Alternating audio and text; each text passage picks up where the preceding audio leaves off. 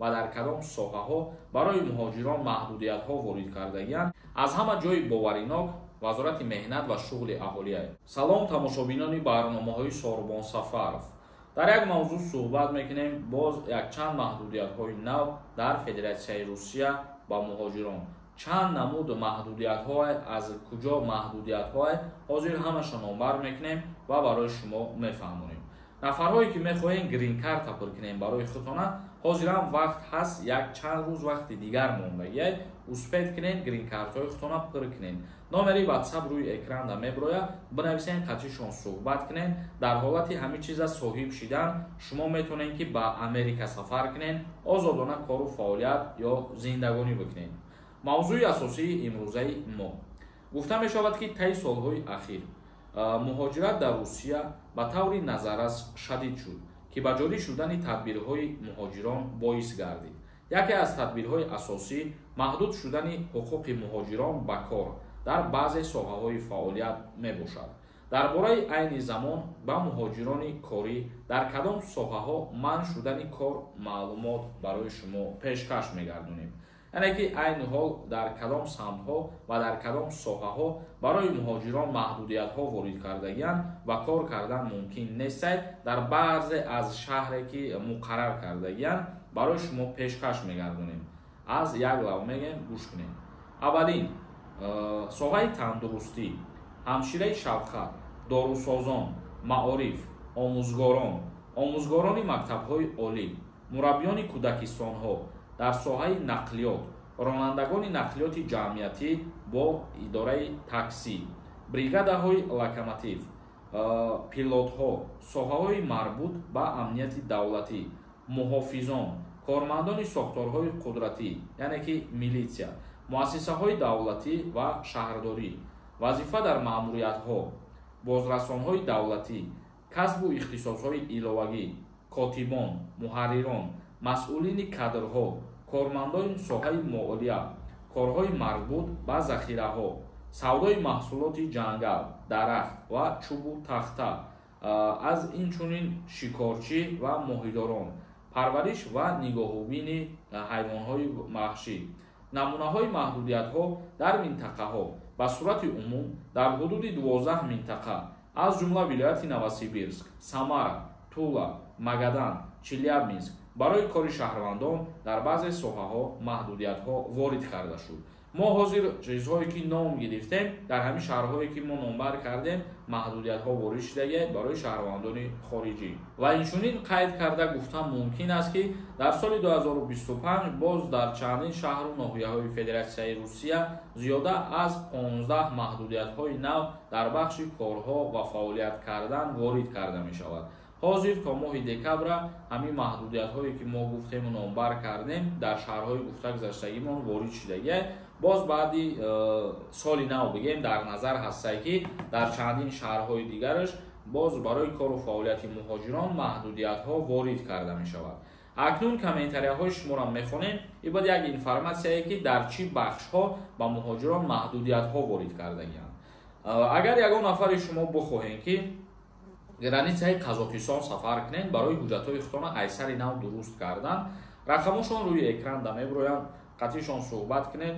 ширкати боваринок Сафаров нависонда. салом ака, ман гости омадам. баъди 3 моҳ метавонам граница гузарам, боя усон работа гуфта бидрам. дар ҳолате ки шумо мигратсиони картаи гости дорен, 3 моҳ ҳуқуқ дорен ки дар Россия бесен ва аз Россия берун ки биромаден, бо барои обратно ворид шудан 3 моҳ пас бояд тибқи қонун ворид бишавем. маҳмуд нависонда. ассалому алайкум акаи Сорбон. нағз ҳастен? сину соли даъваткунӣ ба хизмати ҳарбӣ 27 солара то 28 пур кардан ё ин ки баъди 27 сола дар омадан озод мегардонанд. шигри худо бародари азиз, мо соз ҳастем, тинҷ ҳастем. худованд ҳамаи шуморам доимо соз бошен, тинҷ бошен. даъваткунӣ ба хизмати ҳарбӣ сину солуш то 27 солагӣ муқаррар шудагист. яъне ҳамин 27 сола ки шидем, аллакай аз даъват ба хизмати ҳарбӣ озод мешавем. як нафар нависонда. ассалому алайкум акаи Сорбон. мегуфтӣ ки дар куҷо проверка кунем, номон чорни спискада ҳаст ё ин ки не, ва депор дорем ё ин ки не. аз ҳама ҷои боваринок вазорати меҳнат ва шуғли аҳолия. шумо дар ҳаминҷа метавонед ки ба дили пир бирен бифаҳмед. ҳамаи даниётонро проверка мекунанд ва қоидави меган барои шуморо. уҷа дар ҷои шиноснома ва раводид ҳастем. Мисол корхонае ки аз ҷониби Россия дар шаҳри Душанбе кушодагиам. Раҳимов нависонда: Ассалому алайкум ака. Амнистия дар Тоҷикистон мешавад ё ин ки не? Дар бораи қонуни авф ҳозирашда информатсия нест, аз пеши худмон ҳеҷ чиз гуфта наметавонем. Як нафари дигар нависондае ки: Ассалому алайкум акаи Сорбон. Барои часни буданам 5 сол депортатсия кардам. Боз суд 2 штраф кардам. Штрафро спорида ба ватан баргаштам. Вақте ки депортам тамом мешавад, ман боз ба Русия рафта патент гирифта метавонам ё не? Илтимос ҷавоб диҳед. Бале, штрафҳоро пардохт карда бошем. муҳлат вақте ки ба охир мерасад, бигоҳи номи шумо тоза мешавад ва асари нав мерен, боз аз пайи кору фаъолият мешавем, ҳуҷҷат мекунем. Як нафари дигар нависондае ки: акаи Сорбон, ман қатъи очану занам зиндагӣ мекунам. Мара хизмат мебарам. Зиндагиро ман худам мебарам. Акоҳом алоҳида зиндагӣ мекунам. Бале, дар ҳолате ки зиёда аз як писар мебошед, шумо ба хизмати ҳарбӣ даъват мекунанд. дар ҳолате ки шумо сардори оила гузарондагӣ бошед, худтона агар мисол барои пешбурди зиндагӣ, дар ин ҳолат ба хизмат даъват намекунанд.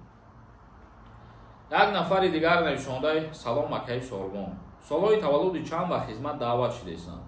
ҳозир дар призофе ки рафтесаи тирамоҳӣ 1997 то 2006 даъват шудесанд, лекин шумо моҳу рӯзшан ба назар бигиред. Як нафари дигар нависондае ки: Ассалому алайкум ака. Ҳамин бедокументҳо бояд то 5 феврала буроянд. Агар набуроянд чӣ гап мешуда бошад?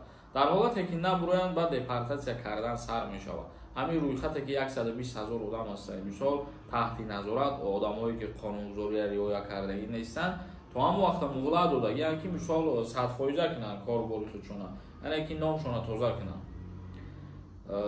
Мутиев нависондае: 10 декабр Тоҷикистон барои хизмат мебаранд. 27 ноябр ҳалакаи даъват ба хизмати ҳарбӣ тамом мешавад. Як нафари дигар нависондае ки: ака патент гирифтем. Официали набошад месӯзад. Патента бо трудовой договортон агар ки шумо уведомлениеро накунед, бале, анулировать шуданаш мумкин аст. Чунки 7 январи соли 2024 ба ин қонун тағйирот ва иловаҳо ворид карда шуд ки ҳар як шаҳрванди хориҷӣ патент дошта бошад ва трудовой договор доштан ҳатмӣ мебошад ва ин чизҳоро бояд ки ба МВД Русия уведомлит кунанд. дар ҳолати накардан патент анулировать карда мешавад. ин тибқи тағйиротҳои соли 2024 ҳамин хел гуфта шудагиаст. тамошобинони азиз ва гиромиқадр, навори имрӯзаро ҷамъбаст мекунем. то видеоҳои дигар, худованд ҳамаи мо шуморо нигаҳбон бошад.